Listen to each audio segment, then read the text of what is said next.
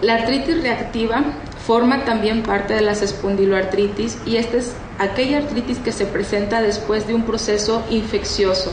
Puede ser genitourinario, ¿sí?, o gastrointestinal.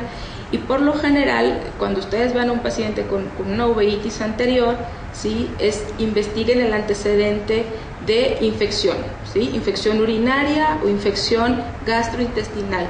Es más frecuente en jóvenes. Aquí no hay tanta diferencia entre el género, si es varón o mujer, y vean ustedes que también está asociado al B27.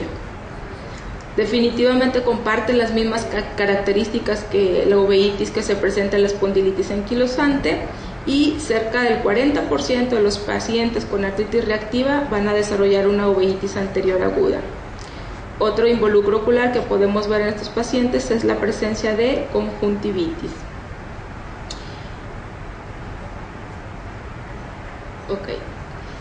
Otra parte de las espondiloartritis que también produce uveitis es la enfermedad inflamatoria intestinal. Vean ustedes aquí lo relevante de esta diapositiva es que el involucro ocular es la manifestación extraintestinal más frecuente de la enfermedad de Crohn y de Cusi, y esta por supuesto está asociada también al B27 de la misma forma que el involucro ocular. Entonces, si vemos a un paciente con Crohn o Cusi y hace una uveitis, ustedes pueden apostar de que ese paciente va a ser B27 positivo, en dado caso de que aún no se lo haya solicitado algún médico. Aquí la diferencia es que la uveitis tiende a ser anterior, aguda, pero bilateral. Es de las que se asocian más frecuentemente a afección de los dos ojos. Vean ustedes que hasta cerca del 10% de los pacientes con enfermedad inflamatoria intestinal va a desarrollar alguna uveitis, y después de la espondilitis anquilosante es la que le sigue en frecuencia que produce esta manifestación, ¿sí? Y también otro punto importante es que 75% de los pacientes con uveitis e enfermedad inflamatoria intestinal tienen, aquí se movió, debe ser aquí, pero ambos tienen involucro articular cuando hay asociación de uveitis e enfermedad inflamatoria intestinal. 10 a 17% de los pacientes, en este porcentaje, la uveitis puede preceder o puede ser el síntoma inicial, inclusive a los síntomas gastrointestinales, hasta cerca del 17%. Como les decía, la característica de es que es bilateral. La artritis psoriásica, pues es otra, forma parte también de las espondiloartritis. La artritis se presenta en 40% de los pacientes con psoriasis, y vean las múltiples manifestaciones, son muy semejantes a las que comparten en general todas las espondiloartritis: la presencia de oligoartritis crónica de miembros inferiores con involucro axial, y la característica de esta artritis es que afecta las interfalángicas distales, que se puede confundir con una osteoartrosis. 30% de los pacientes con artritis psoriásica tienen involucro ocular, y en el 20% de los casos se presenta en forma como conjuntivitis, y solamente en un 7 o un 10% se manifiesta como una uveitis anterior aguda recidivante unilateral. Aquí es importante mencionar que la uveitis es más frecuente en varones, otra vez los varones son los predilectos de este grupo de enfermedades, en pacientes que tienen psoriasis que involucra la piel o el cuero cabelludo o las zonas ciliares, y en aquellos que presentan artritis sobre todo en miembros inferiores o sacroilitis. La mitad de los pacientes con artritis psoriásica y uveitis son B27 positivos.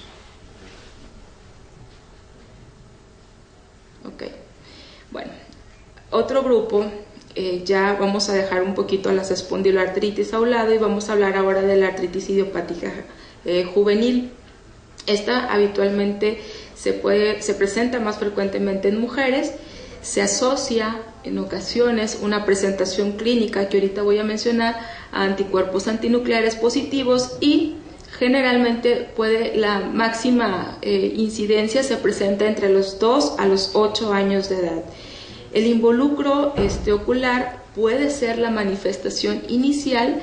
Habitualmente existen 3 presentaciones clínicas de la artritis idiopática juvenil: la sistémica, ¿sí?, la oligoarticular, ¿sí?, y que es la manifestación más frecuente que se asocia a uveitis, y le sigue la poliarticular, que es la que se parece más a la artritis reumatoide del adulto, es la de segundo lugar, que puede producir uveitis anterior crónica, ¿sí? La uveitis puede persistir incluso después de que el involucro articular está en remisión. Los anticuerpos antinucleares en el subgrupo de aquellos pacientes que son de la forma oligoarticular y en particular que tienen uveitis se encuentran positivos hasta en el 93% de los casos. Ya hay 2 subgrupos de involucro. El tipo 1 se asocia a anticuerpos antinucleares positivos y habitualmente se manifiesta como una iridociclitis crónica y es más frecuente en las niñas. Y el tipo 2 es la que se parece a las espondiloartritis. ¿Por qué? Porque es uveitis anterior aguda, ¿sí?, en niños mayores asociados al B27 en el 75% de los casos. Entonces, de forma general, ¿sí?, en primer lugar puede dar uveitis anterior crónica, ¿sí?, cuando se asocia a antinucleares positivos, pero también puede haber una presentación aguda que se ve más frecuente en varones y que se asocia a B27. La uveitis es lo que tiene de particular esta enfermedad, que ustedes también ya lo saben, es que no tiene o no se presenta con mucho edema, y yo encontré por ahí en un artículo de la revista de la India de oftalmología que es llamado uveitis blanca. ¿Por qué? Porque en ocasiones, como son asintomáticas, ¿sí?, ya acuden al oftalmólogo hasta que ya hay complicaciones de la misma. Bueno, esta está un poquito cargada de letras, pero aquí lo importante que les quiero mencionar se desconfiguró también. Pero los factores de riesgo de la pérdida visual de una artritis idiopática juvenil es un inicio temprano, especialmente si empezó, o sea, si fue antes, si la uveitis fue la manifestación inicial de la enfermedad, en aquellos pacientes que son anticuerpos antinucleares positivos, que tengan involucro bilateral, niñas, y que al momento de revisarlos pues ya tengan complicaciones de baja agudeza visual, ¿sí? Y vean ustedes que inclusive en pacientes que son seguidos rigurosamente en su revisión ocular, ven ustedes que en el 40% de los casos de los niños empeoró su agudeza visual, 20% acaban con baja agudeza visual y el 12% terminan con una ceguera funcional, ¿sí? Y 30-40% de los niños van a presentar complicaciones secundarias a la uveitis al momento del diagnóstico, ¿sí? Por lo que les mencionaba ahorita que habitualmente pues el niño no se queja y si el reumatólogo, en este caso el reumatólogo pediatra, no insiste en que lleve al niño al oftalmólogo, ya después podemos tener complicaciones hasta inclusive ceguera, entre otras. Por último, un poquito de enfermedad de Behçet. La enfermedad de Behçet puede dar uveitis anterior, intermedia, posterior, panuveitis, y aquí lo importante es que debemos de pensarla en un paciente que tenga en particular úlceras orales recurrentes. Se define como recurrentes más de 3 episodios en un año, úlceras genitales, lesiones en piel, ¿sí?, como estas pequeñas pústulas, involucro neurológico, vascular y articular. Vean ustedes que se asocia a un marcador que es el HLA-B51. En lo personal aquí en México no me ha tocado ver casos de pacientes con enfermedad de Behçet, ¿sí? Y se describe más frecuentemente en aquellas personas que viven en lo que es la ruta de la seda, que si ustedes recuerdan, pues es el camino que seguían para llevar la seda desde China, ¿sí?, desde China y pasarlo hasta Europa, Entonces Turquía y todos estos países, ahí es donde frecuentemente se observa o se encuentra la enfermedad de Behçet. Es más frecuente en varones alrededor de los 20 o los 30 años de edad. 80% de los pacientes con enfermedad de Behçet desarrollan uveitis, ¿sí? El involucro ocular es la manifestación dominante de la enfermedad, puede ser el síntoma inicial de una enfermedad de Behçet y es más frecuente en varones y produce ceguera hasta en el 25% de los casos. Como les mencioné, puede producir panuveitis, uveitis anterior y posterior. La sarcoidosis pues también es una enfermedad rara, ¿sí? En lo personal solamente he visto 2 pacientes con sarcoidosis y obviamente sabemos que es de etiología desconocida, tiende a formar granulomas no calcificante y puede afectar cualquier órgano, en particular ganglios linfáticos, piel, pulmones y ojos. Se presenta frecuentemente en mujeres y para el diagnóstico solicitamos los niveles séricos de la enzima convertidora de la angiotensina, ¿sí? Sin embargo, pues estos también pueden verse presentes en pacientes que son fumadores crónicos o inclusive niños pueden tener niveles elevados de esta enzima. Vean ustedes que se menciona que es la segunda enfermedad sistémica más común asociada, pues aquí sería una panuveitis y a una uveitis posterior, hablando de las enfermedades autoinmunes. El 20% de los pacientes desarrollan involucro ocular como presentación inicial, ¿sí? Y la inflamación ocular, pues se observan granulomas con grandes colecciones de depósitos celulares en la parte posterior de la córnea. Y es importante mencionar que el involucro ocular puede persistir a pesar de la resolución o de que ya no haya involucro en pulmón, en piel, etc.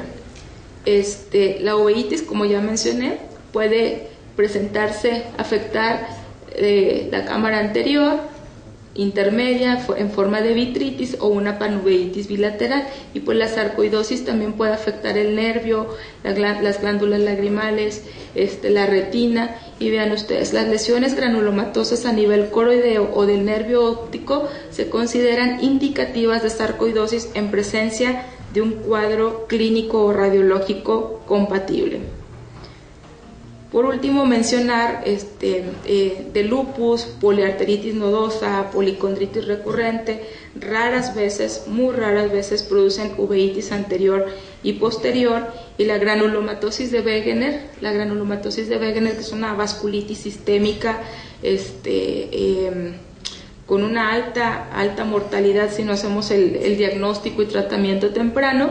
Sí, también se ha descrito que que debe de entrar dentro de los diagnósticos diferenciales de las uveitis anteriores granulomatosas. Tratamiento, pues no es ustedes lo conocen, no es el objetivo y por cuestiones de tiempo me lo voy a brincar. Nada más les quiero mencionar de los nuevos agentes biológicos, en particular en el grupo de las espondiloartritis hay estudios que al nosotros dar un anti-TNF, como son los que ustedes pueden ver aquí en este cuadro, la posibilidad o la frecuencia de las uveitis disminuye en aquellos pacientes que están bajo el tratamiento con los anti-TNF. Y están por salir 2 al mercado, que es golimumab y certolizumab, además de los 3 de los que disponemos en este momento. Hay algunos casos reportados también con rituximab y bevacizumab, ¿sí? Este es CD20, este es anti-CD52 y el tocilizumab, que es un bloqueador de la interleucina 6.